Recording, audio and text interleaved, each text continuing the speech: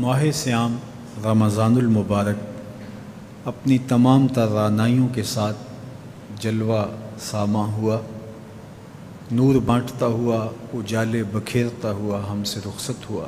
اللہ جل شانہ نے اس ماہ منور میں ہمیں جن توفیقات سے مالا مال کیا، نیکی، تقوی اور دیگر امور خیر کی سعادت ہمارا مقسوم ہوئی، تو ہم اللہ سیام گزرنے کے بعد بھی وہ اعمال خیر ہماری زندگی کا حصہ رہیں۔ کہیں ایسا نہ ہو کہ جو محنت سے، فاقہ کشی سے، راتوں کے قیام سے، غد بصر سے اور دیگر اعمال خیر سے ہم نے برکات پائیں، وہ ماہ سیام کے گزرنے کے بعد ہم گواہ بیٹھیں۔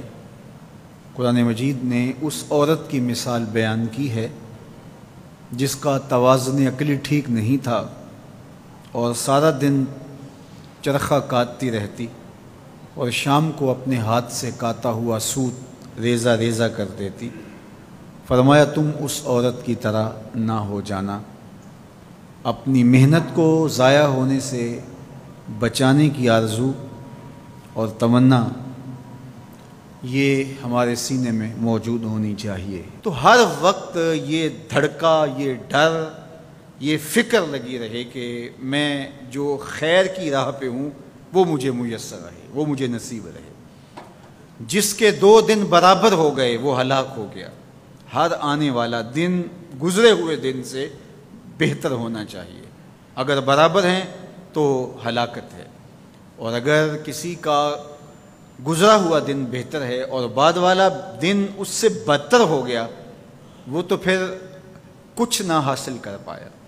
تو رمضان المبارک کے اندر ہمیں جو برکات حاصل ہوئیں، ہمیں جو نور ملا، ہمیں جو اجالے حاصل ہوئے، ہم اپنا محاسبہ کریں کہ کیا وہ ہمیں اب بھی میسر ہیں، یا یہ کہ آج ہم دوبارہ اسی زندگی کی طرف پلٹ کے آگے ہیں۔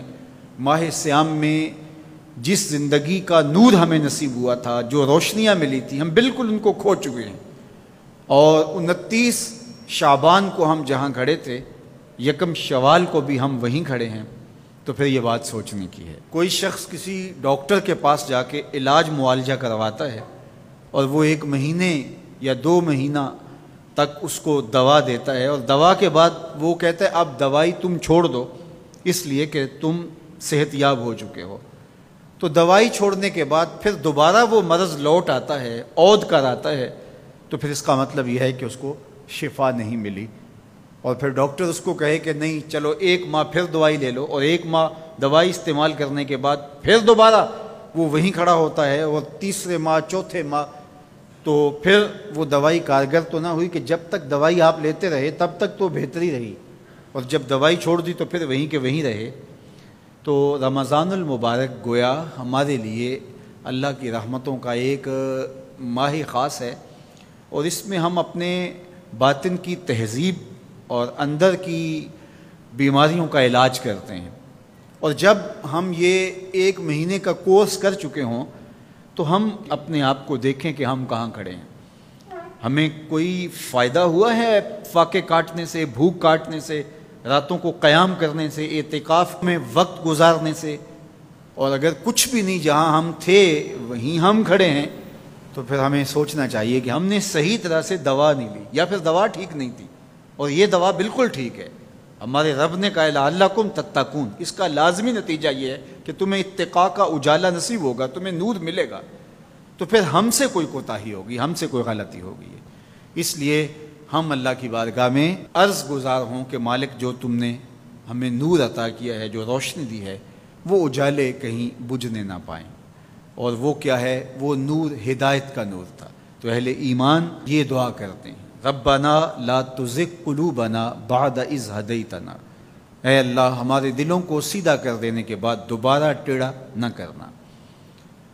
وَهَبْ لَنَا مِن لَّدُنْكَ رَحْمَةً، اور اپنی جناب سے ہمیں مزید رحمتیں عطا کرنا۔ اِنَّكَ أَنْتَ الْوَهَّابُ، تیری شان یہ ہے کہ تو وہاب ہے، کسی محنت کے بغیر تو بندے کو عطا کرتا ہے۔ بغیر مزد تو عطا کرنے کی عادت رکھتا ہے۔ تو مالک ہم تیرے حضور حاضر ہوئے تو ہمارے اوپر کرم نوازیاں کرنا، اور وہ جو ہدایت تو نے ہمیں عطا کی ہے اس پر ہمیں گامزن رکھنا، اور ہمیں دوبارہ اندھیروں، ظلمتوں اور گمراہیوں میں نہ دھکیل دینا، بلکہ ہمیں اس ہدایت کی راہ پہ گامزن رکھنا۔